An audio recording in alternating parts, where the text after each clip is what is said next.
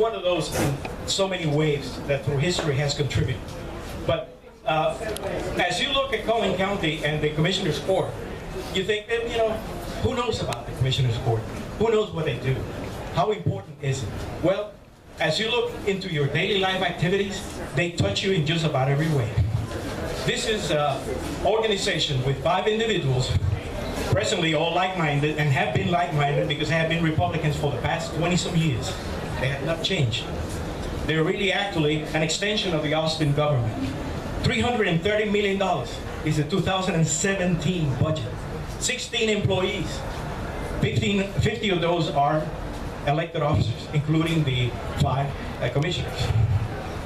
Collin County, out of 254 counties in the state of Texas, has 15 what they call metroplex counties, which are the largest ones, the richest ones, and the most progressive ones, and the strongest in growth. Collin County is number 8. Number 8. And that makes them qualified to have a stronger and more vibrant Commissioner's Court because they get more prerogatives. By law, they have extensions of their powers and authority. So these are people that make decisions every single day that affect every one of us. And yet, let me ask you, has anybody around here been in a town hall with one of the commissioners? Please raise your hand. 1, 2, 3. $330 million budget. Okay? They make decisions, and some of them are pretty arbitrary, as they think will benefit the county, according to 5 people that think the same way. 30% of the population of Collin County is diverse, is different, and yet they're not represented there. Now let me be clear, when I say diverse and different, that means adaptive thinking. When you're looking for solutions, and we need solutions because we're growing very fast, you need people that have a complete different mindset, that will give you options, that will help you adapt. The problem with the Commissioner's Court today, and we've been having it now for many, many years, is that they just administer. They manage. There's very little leadership because there's very little incentive, because they're all from the same party with the same mentality. And all they have to do is follow the lead from Austin. The folks that we've been talking about that we want to kick out so we can have a better government, better life, and a brighter future. That's what those 5 individuals represent today. For the first time ever, we're going to have 3 commissioners' seats open. I'm going to be contesting the one with the incumbent, Precinct 4. Number 2 is up for grabs now, 2018. Number 3, Mr. Hill wants to be the judge because Mr. Self is retiring. So he's going to be open too. So, ladies and gentlemen, I ask for your vote. Miguel Palacios for Precinct 4, yet I want you to consider number 2 and number 3 because we need candidates to go out there and take advantage of this wonderful opportunity. Collin County is completely U.S. District 3. It's its entirety.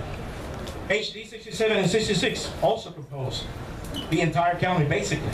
So if we win 2 of those seats in the Commissioner's Court, it is very likely that we'll carry U.S. District 3, and very likely that we'll also carry U.S. District 66. So please, remember me, Miguel Palacios, Commissioner's Court, Precinct 4. Thank you very much.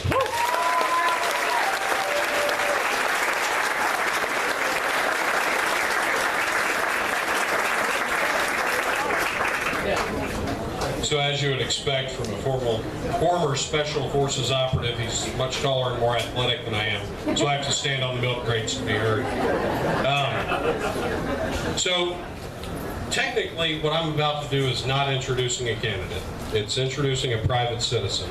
It's a private citizen that I've had the pleasure to have a conversation with and get to know a little bit. And I want to tell you a few things about her before she comes up here. Number 1. She believes, as do all rational human beings, that the children in our communities are the future of this state and the future of this country.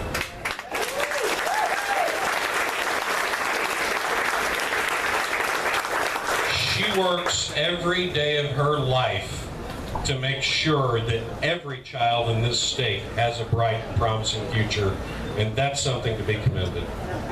But more than that, I can tell you, unlike the rest of the people you've seen thus far this evening, she has never had an aspiration to run for public office. And in fact, told me candidly, and I probably shouldn't share this, so I'll ask for forgiveness later, that she was very anxious about having to speak in front of a large group of people. So do your very best to make welcome Sarah Depew.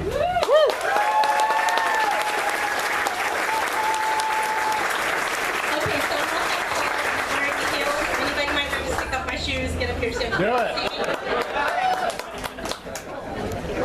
Both those today were them for an hour. There you go. Doing pretty good. Hi, everybody. I'm Sarah Depew, and he didn't announce, but I will. Oh, can you hear me okay now? Yeah. Great.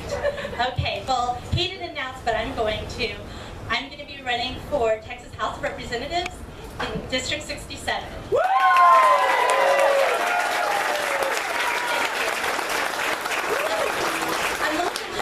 About myself. I was born in Dallas, raised in Rockwall, and I fell in love with this community when I got my start at Collin College. Then what? I moved on to get my master's in psychology and became a conservatorship worker for Child Protective Services. I also was an adjunct professor at Collin College. So, working for CPS, I had a very big job with big consequences. I was there to ensure the safety and well-being of children in foster care, the most abused that came into the system, and I also tried to help their parents make a safe and stable home for them. So, watching the highs and lows of child welfare completely changed my life. And I continued my advocacy for children in foster. I continued my advocacy for children in foster care by becoming a CASA volunteer.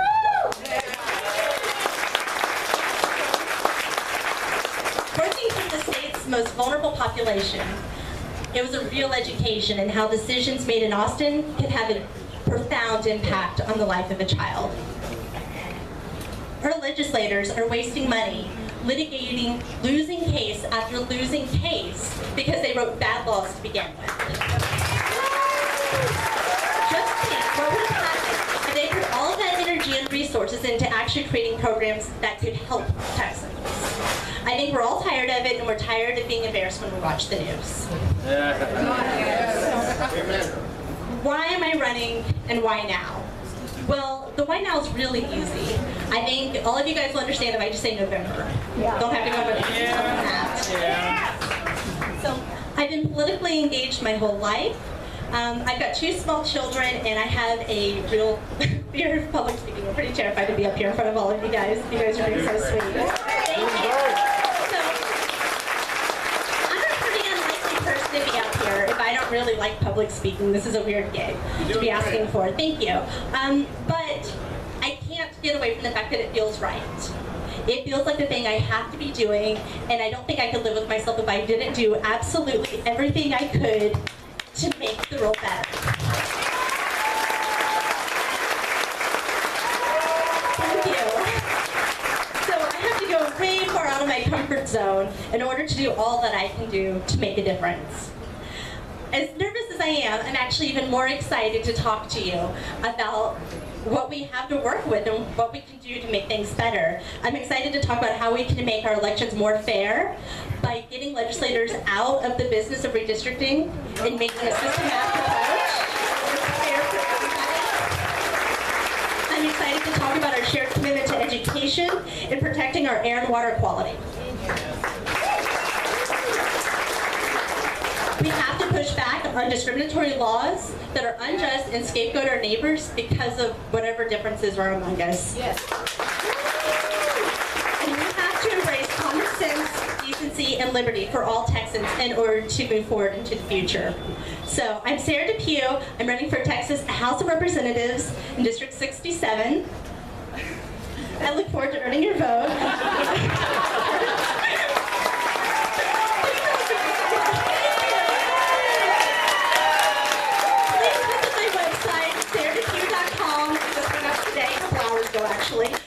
Please follow my Facebook page, and thank you so much for your time. Thank you for everything you're doing. Thank you for being here. Get it.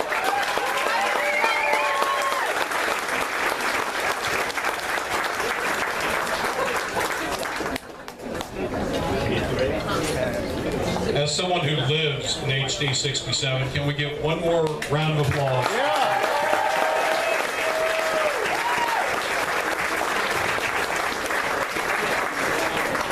I'll tell you, I had a very low bar for candidates in HD 67. If you had a pulse, I would support you against Jeff Leach. I met Sarah earlier tonight and said, oh my God, a real human I can vote for. I am thrilled, and I'm going to do everything I can to help Sarah, and I hope the rest of you will do the same.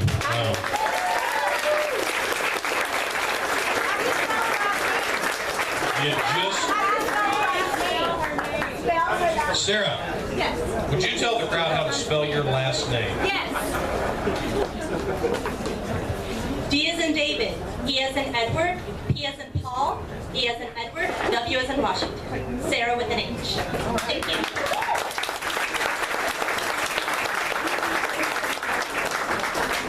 I don't want to put pressure on you, but now that you know how to spell her name, she expects a lot of money.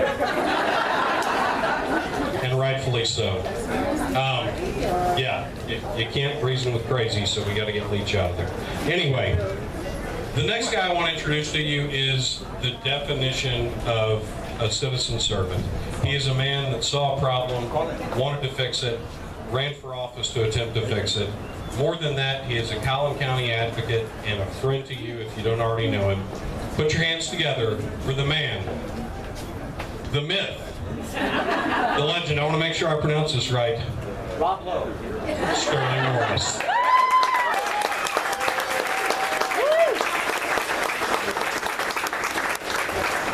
It's like I'm standing on a milk crate up here. Hi, I'm Beto O'Rourke. Welcome. I'm Stirling Morris. I recently ran as an openly progressive Democratic candidate for Plano City Council.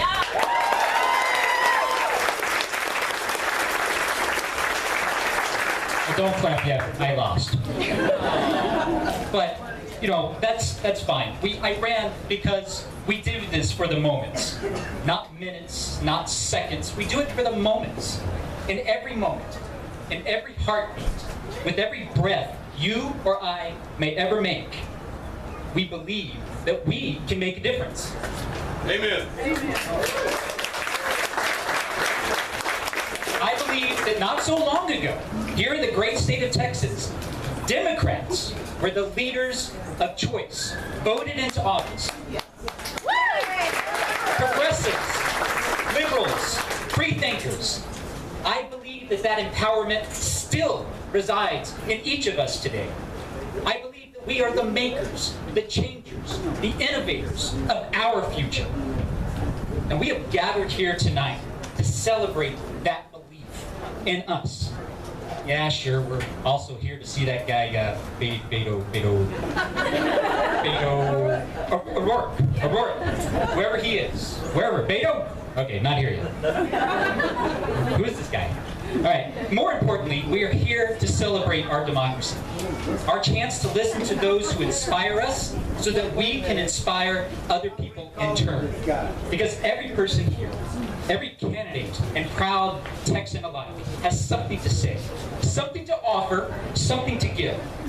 And for those who feel that they don't, those that feel that they don't have a voice, that they don't have a choice, we are now here to remind them later that their voice, like their vote, matters.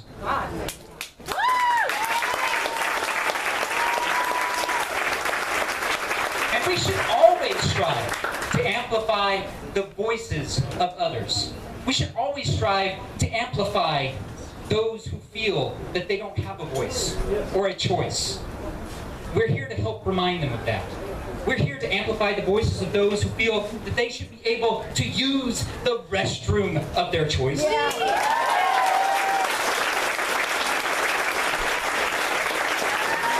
We are here to amplify the voices of those who feel they have freedom over their own body.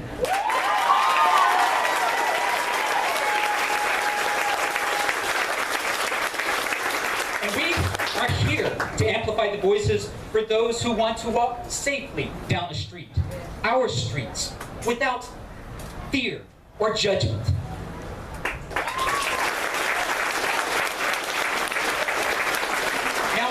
Beto, we have a wonderful slate of runoff candidates who ran for municipal elections this year. And they, like me, are here because they also believe in all of us. You ready to believe in them? Yeah. Are you ready to believe in Texas? Are you ready to believe in Democrats? Are you ready to believe in Texas Democrats? Are you ready to believe in progress? Are you ready to believe in progressives? That's great, because I have three, not one, not two, but three awesome runoff candidates. So the first one that I'd like to introduce tonight is Mr. LaShadion Shimwell from Plano City Council.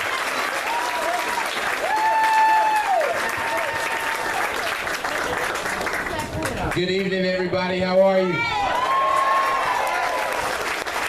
Well, I don't have any cue cards or a paper with me, so I'm a little nervous. So we'll start this off by breaking the ice. I'm going to say, show me what community looks like, and you guys know the response. This is what community looks like. Let's get it. Show me what community looks like. This is what community looks like. Show me what community looks like. This is what community looks like. Again, my name is LaShadion Shimwell. I'm in a runoff in McKinney, and I'm running for City Council of District 1. District 1.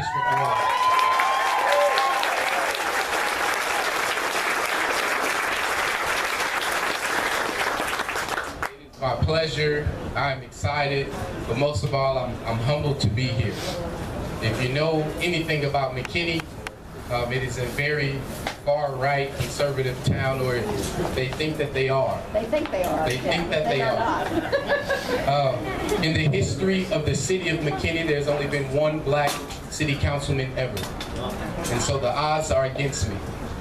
And they didn't think that I would be here, but here I stand, 24 votes away from this.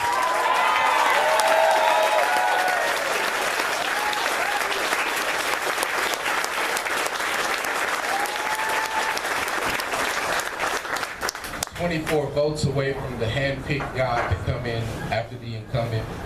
And this isn't about me. This isn't about me. This is about the children. This is about all the poor people. This is about minorities. This is about the lack of public transportation. This is about the lack of affordability in our city. This is about the elderly and the disabled who have been without public transportation for over a year. This is about caring for people and bringing people back to the forefront of why we're running.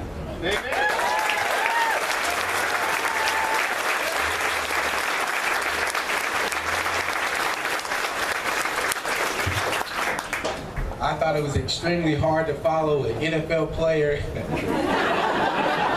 but it is extremely hard to follow Sterling. But I've had to do that. I was 24 votes away from the other guy, and we dare say his name. But there was a third guy in our race, and he too was progressive. And together we had 58% of the vote.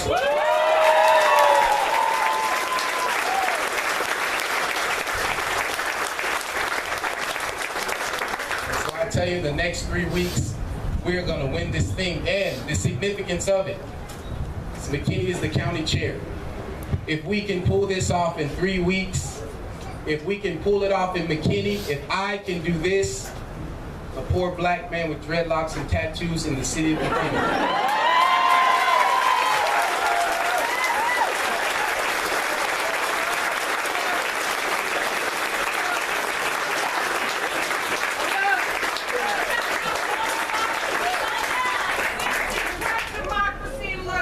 This is what democracy looks like.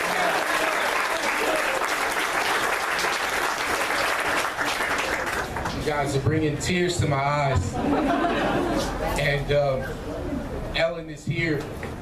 She was the first Democratic precinct chair to meet with me a long time ago.